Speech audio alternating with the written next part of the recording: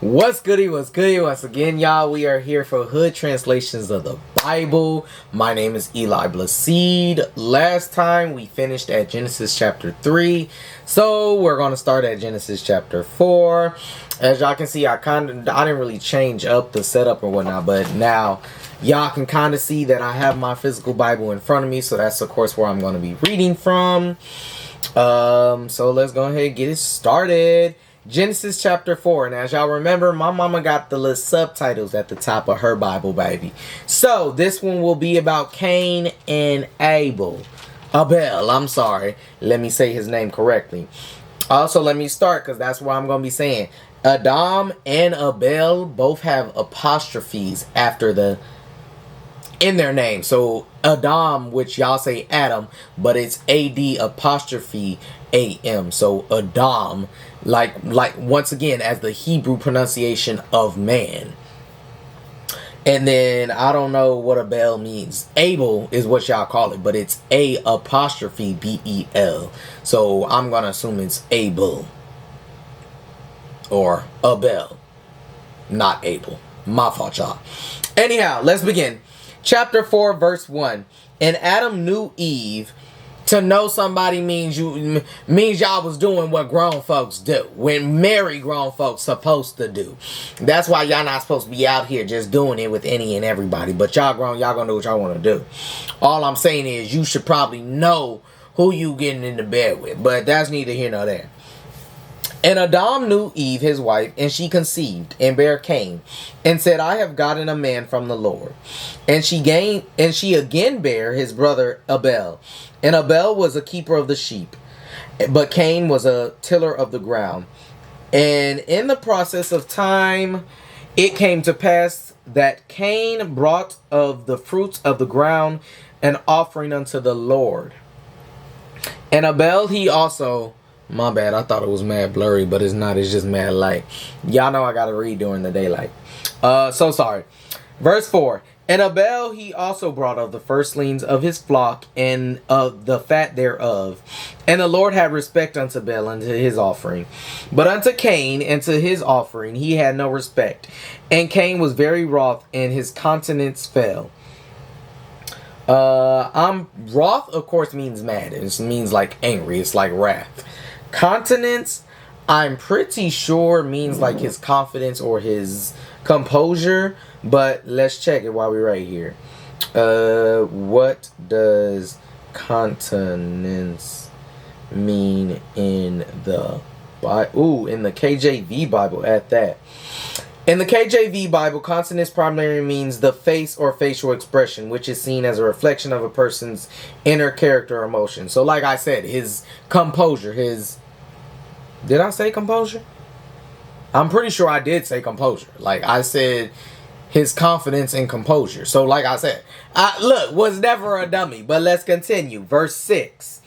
And the Lord said unto Cain, Why art thou wroth, and why is thy countenance falling? If thou doest well, shalt thou not be accepted? And if thou doest not well, sin lieth at the door, and unto thee shall be his desire, and thou shalt rule over him. And Cain talked with Abel, his brother, and it came to pass, when they were in the field, that Cain rose up against Abel, his brother, and slew him. And the Lord said unto Cain, Where is Abel, thy brother? And he said, I know not. Am I my brother's keeper? And he said, What hast thou done? What hast thou done? Thy voice of thy brother's blood crieth unto me from the ground. And now art thou cursed from the earth, which hath opened her mouth to receive thy brother's blood from thy hand. When thou tillest the ground, it shall not henceforth yield unto thee her strength. A fugitive and a vagabond shalt thou be in the earth. And Cain said unto the Lord, My punishment is greater than I can bear. Behold, thou hast driven me out this day from the face of the earth, and from thy face shall I be hid. And I shall be a fugitive and a vagabond in the earth. And it shall come to pass that every one that findeth me shall slay me.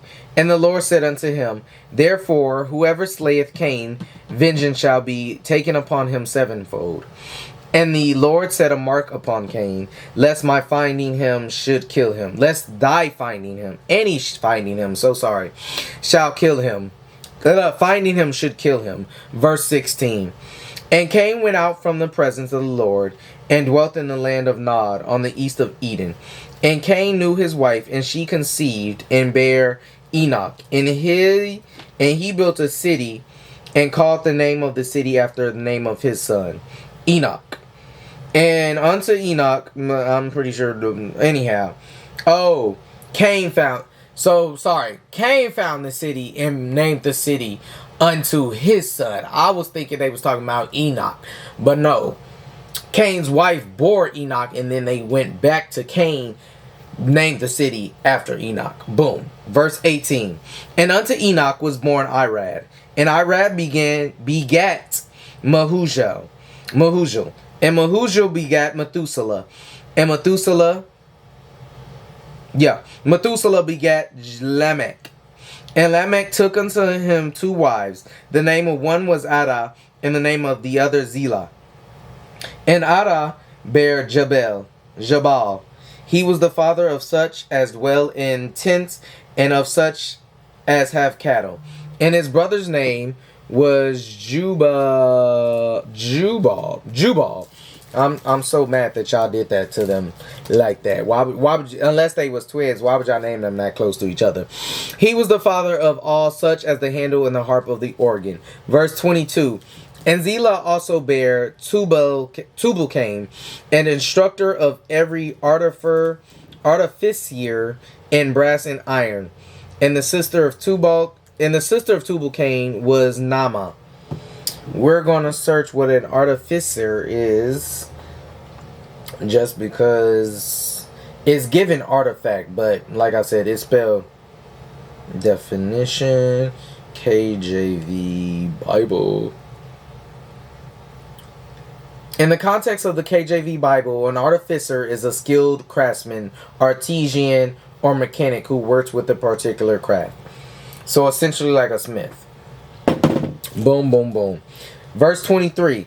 And Lamech said unto his wives, Ada and Zillah, hear my voice, ye wives of Lamech, hearken unto my speech, for I have slain a man to my wounding, and a young man to my hurt.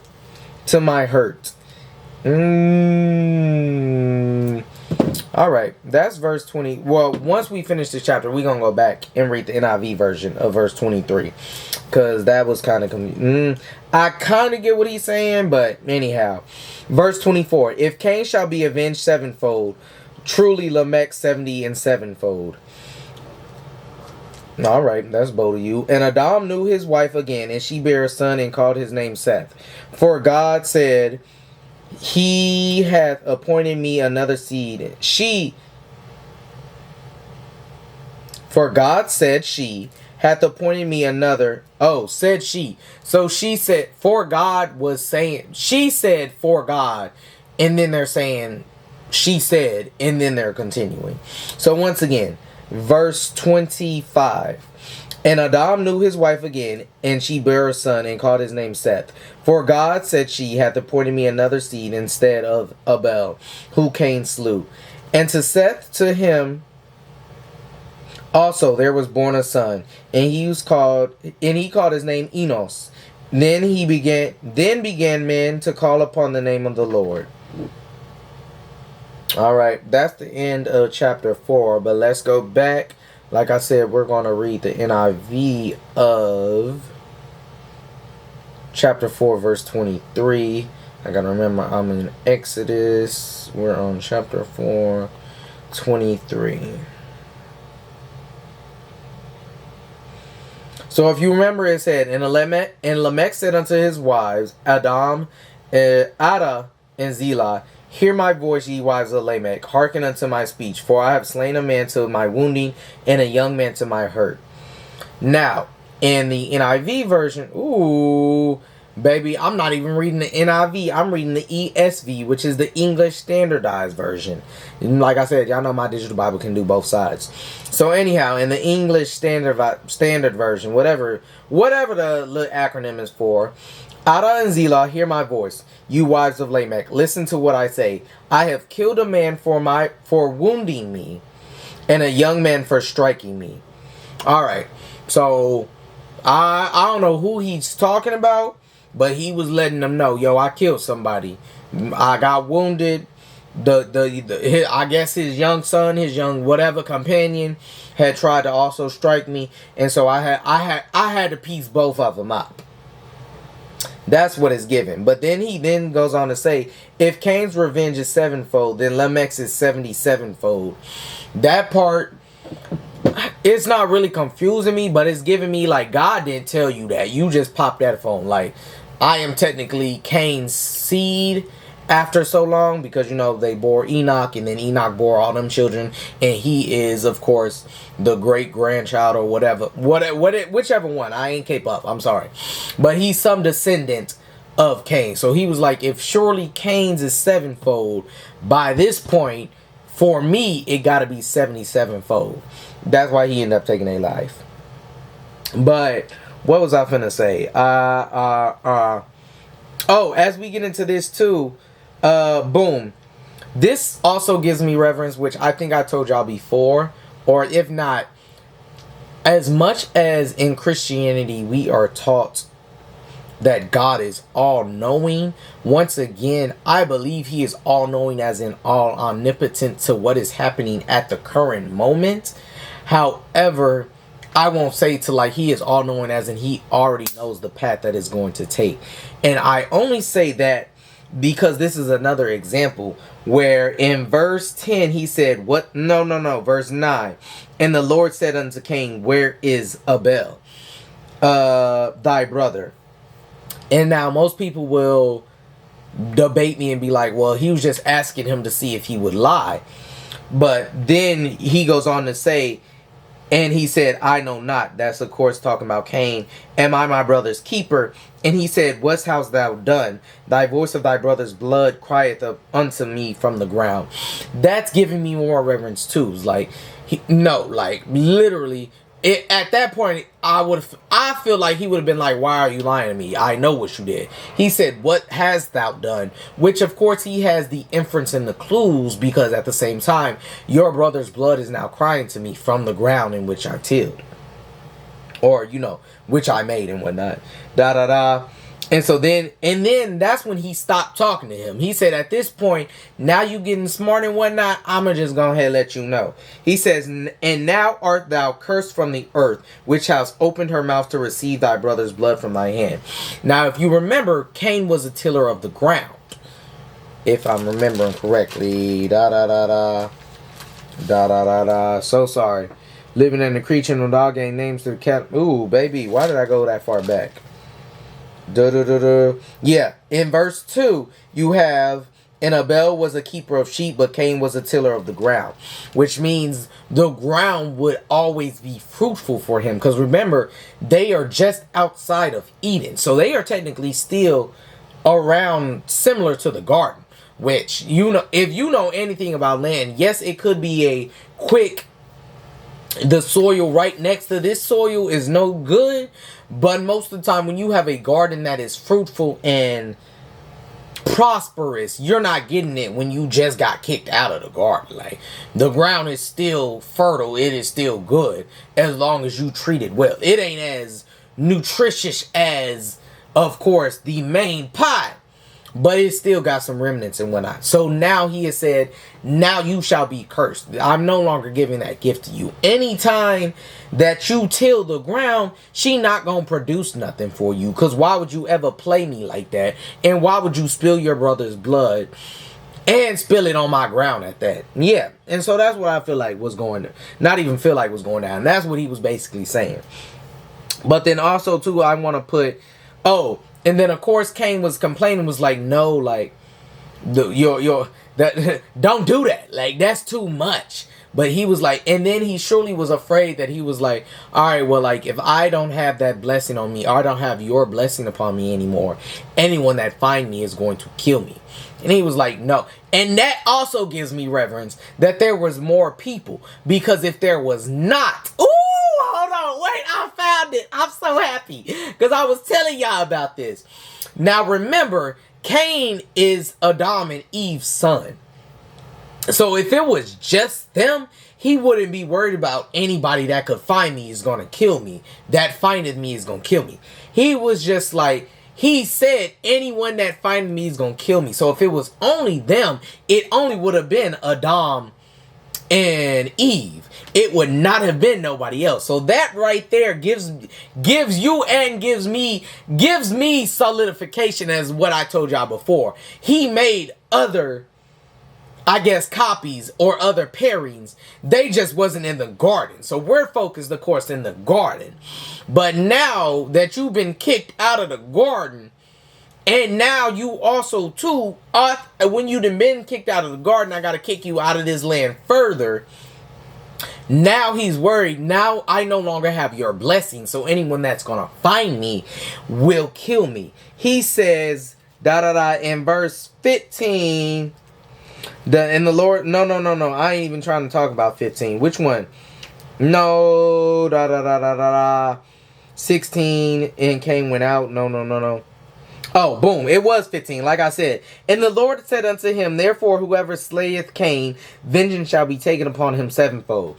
Mind you, we're going to keep going, reading and whatnot. But at that time, you're still my seed. Like, you still my chosen ones and whatnot. Because you're going to give reverence to a whole bunch of people in which I'm finna specialize. And I'm finna have my hands upon.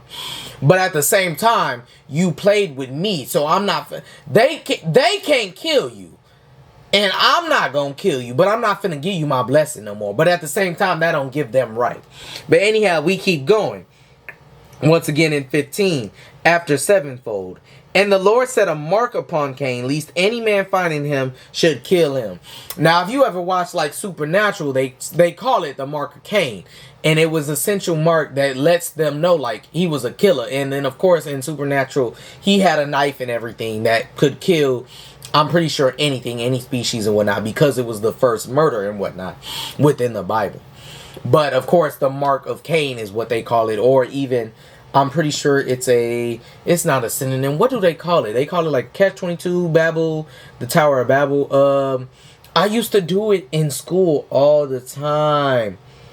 We just gonna have to get back to it. I'm so mad because Miss Schroeder gonna be mad at me. I can't remember what they're called, but they're essentially like, they were like sayings or things like that. Technically, they meant other things. And we used to do them like every day, and I cannot remember the word, but we used to do it like every morning. That's neither here nor there. So, of course, the mark of Cain and whatnot. Then you get into, of course, the generations and whatnot. And that's basically all of 4. So then, In the Seth to him there was born a son. And this... then, boom, like I was saying. In 26, he says... And to Seth to him there was also born a son, and he called his name Enos. Then began men and called upon the name of the Lord. So, once again... I believe there were other men, but the Lord didn't focus on them, so they didn't know the Lord specifically. They was just out here, which gives me reference to a lot of y'all that's just out here just like, no, that's not how the world began. It was like, not everybody was going to know the Lord. Like, everybody just thought they just popped up. I think the rest of them felt like they just popped up. And God's saying, nah, like, I wasn't really, not that I wasn't worried about them or whatnot, but at the same time, these are the specific people I am catering to because I have something for them.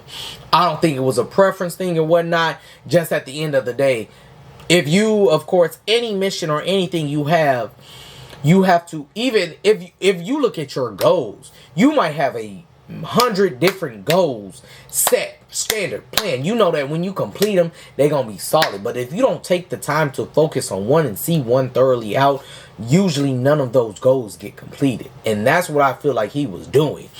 Although I made these people, of course, and whatnot, right now I'm focused on these people because I gotta see these people, their seeds and their generations. I gotta see them all the way through. So that way, like I said, at the end of the day, by the time they amass generations upon generations, those generations still know me. That's what I'm feeling like. But that's neither here nor there. We're going to get into chapter 5. What's goody, what's goody? My name is once again Eli Blacide. We're going to get right into chapter 5 for Hood Translations of Bible. But, however, I did figure out, so like, I know in my last video, I don't know if chapter 4 did it, but the thing with my camera, y'all see how sometimes I'll lean forward and it'll like get out of focus, then I'll lean back and it'll get back into focus. Essentially, because it is in autofocus mode, it changes focus based upon the lighting as well, which currently outside it's raining, so there's not much light. So I had to adjust my little setup and whatnot to make sure the light can hit just right. Y'all see the glow. Y'all see the glow. Not too much, but we gonna get right into chapter 5. Woo, boy. Sorry, y'all, but we gonna get into chapter 5. So boom. Once again, chapter 5 is about Adam's descendants. So boom, chapter 5. Ooh, this is the book of the generations of Adam. In the day that God created man, in the likeness of God made he him. Yeah, that's exactly what it says. Verse 2, male and female created he them, and blessed them, and called the name Adam in the day when they were created. And Adam lived an 130 years, and begat a son in his own likeness, after his image, and called his name Seth. And even right there, I feel like they made sure to emphasize that wording, because as God had said earlier, let's make man in our image after our own likeness. So once again, as individuals, we are supposed to hold ourselves to a certain standard. We are aspects of gods. Therefore, we are gods. But once again, we are not fully realized gods, because he kicked them out of the garden because y'all disobeyed and took the apple of knowledge, which even now we have the capacity and propensity. Yeah, I think I'm saying the word right. Anyhow, for knowledge. But now we no longer have the tree of life, the fruit of the tree of life, because he kicked us out before he gave us that gift. And that's why never to confuse yourself once again to be on the same level as God. But once again, we are gods. We're supposed to hold ourselves to a certain standard, treat ourselves to a certain standard. And then, like I said, that's why you even see he begat a son in his own likeness, after his own image. God made man in his likeness, in his image. Like, what's not clicking for y'all? But anyhow, that's neither here nor there. Verse 4. In the days of Adam, after he had begotten Seth, were 800 years, and he begot sons and daughters. And all the days of Adam lived were 930 years, and he died. And Seth lived 105 years and begat Enos. And Seth lived, after he begot Enos, 807 years and begot sons and daughters. And all the days of Seth were 912 years, and he died. And Enos lived 90 years and begat Canaan. And Enos lived, after he begat Canaan, 815 years, and begot sons and daughters. And all the days of Enos were 905 years, and he died. And Canaan lived 70 years, and begot Mahalalel.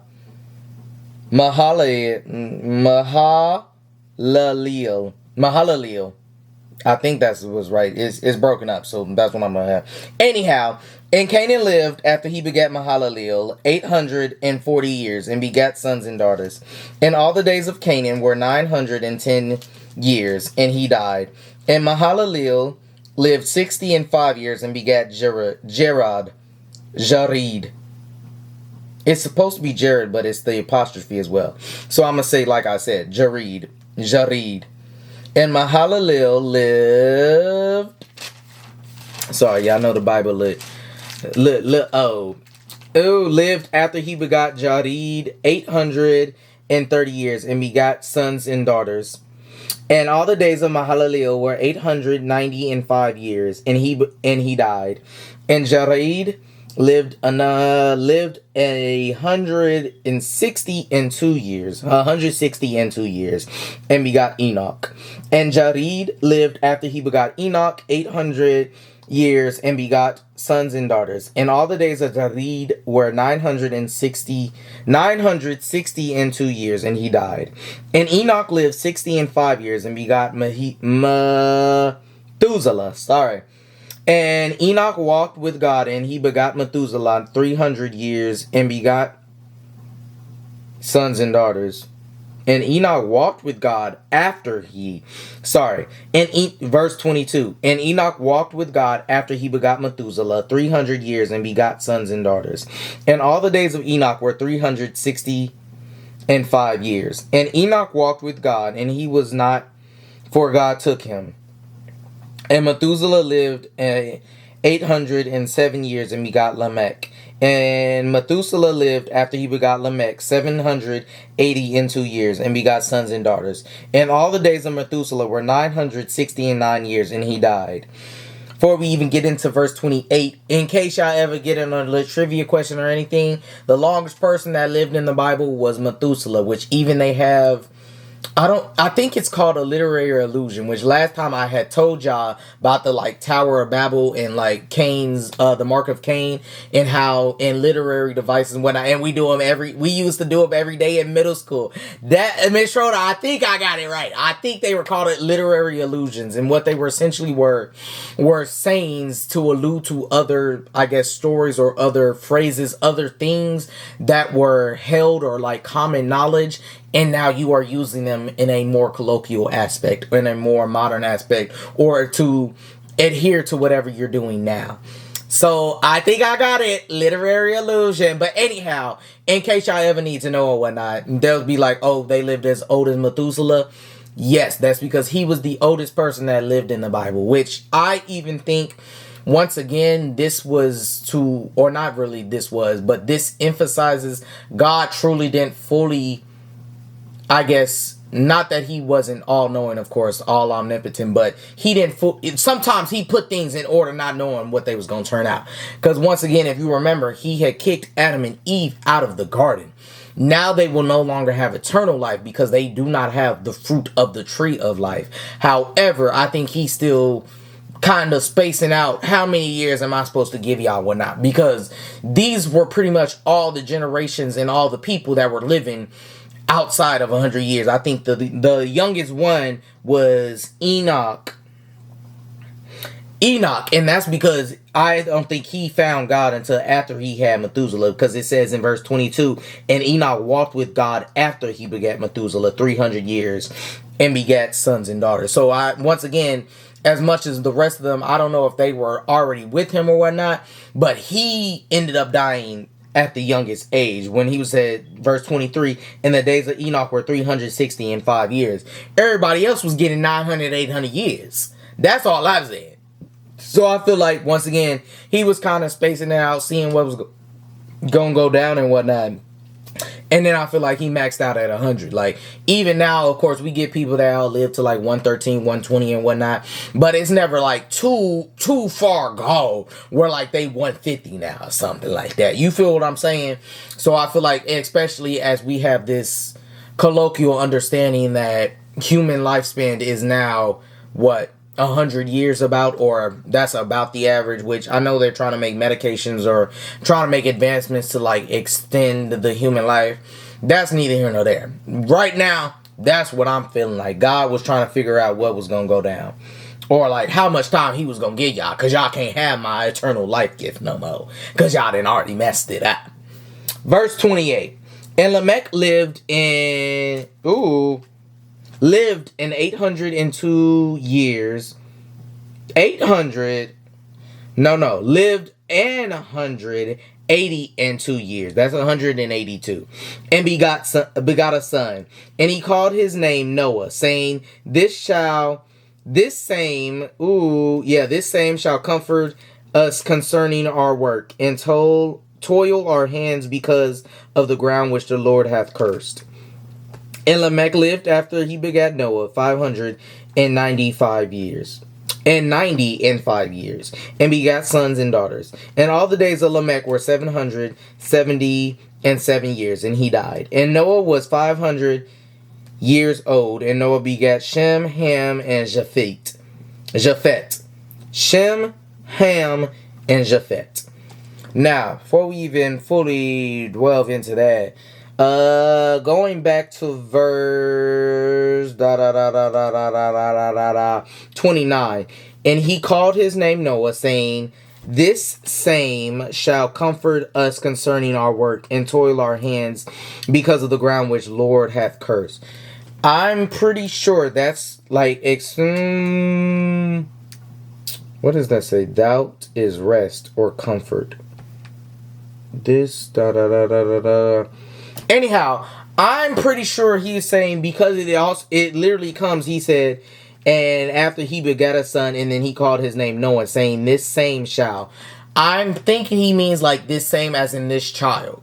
This child shall comfort us concerning our work and toil our hands because of the ground which the Lord had cursed. So that's giving me, this one's going to bring us out of this curse. This one is going to start new life and whatnot. Because as you remember, Noah, or as they state, that Noah was, of course, the lone survivor, and him and his family were the lone survivors of the flood. And so, therefore, I feel like that's when he is now washing away all the past things, all the past sins and whatnot. And then after Noah, I'm pretty sure is when everybody started getting like 100 years and whatnot. I'm pretty sure Noah is the last one to live such a prosperous and long life. Once again, I'm not through the full Bible, so that may or may not be true, but I'm pretty sure that's what's close enough. So that's what I'm feeling like he's saying. This son shall comfort us concerning our work and our toil. So because we have been so faithful for God and faithful to God and everything, we are no longer going to, of course, because not all these, but again, once again, these people are, as much as they are not from Cain, they are still reaping part of Cain's curse and whatnot, because he once again cursed the land.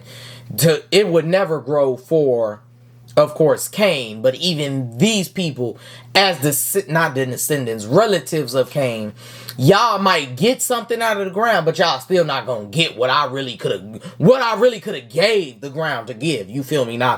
She not gonna open her mouth. She might say ah, but she ain't saying ah. You feel me? Like that's what is really given. But so that's all of chapter 4 and chapter 5. We going to, of course, start into chapter 6 next time and whatnot. So just some brief overviews of course, chapter 1 and 2 was about the creation of the world and the creation of man. Chapter 3 was the consequence of sin. Ooh, am I thinking correct? Yeah. Chapter 3 was temptation and the sin first. Let me get that correct. Chapter 4 was the consequence of sin. And then chapter 5 was, of course, Adam's descendants and whatnot. So, feel like that's good and whatnot. Make sure y'all catch me next week. Oh, because I've been forgetting too. In case anyone ever pops on here and you connected with either the Has Been Hotel on Amazon Prime. Ooh, hold on. Are they both? Yeah, they both Amazon Prime shows. The Has Been Hotel, or even the new one, like the Mighty Nine or whatnot.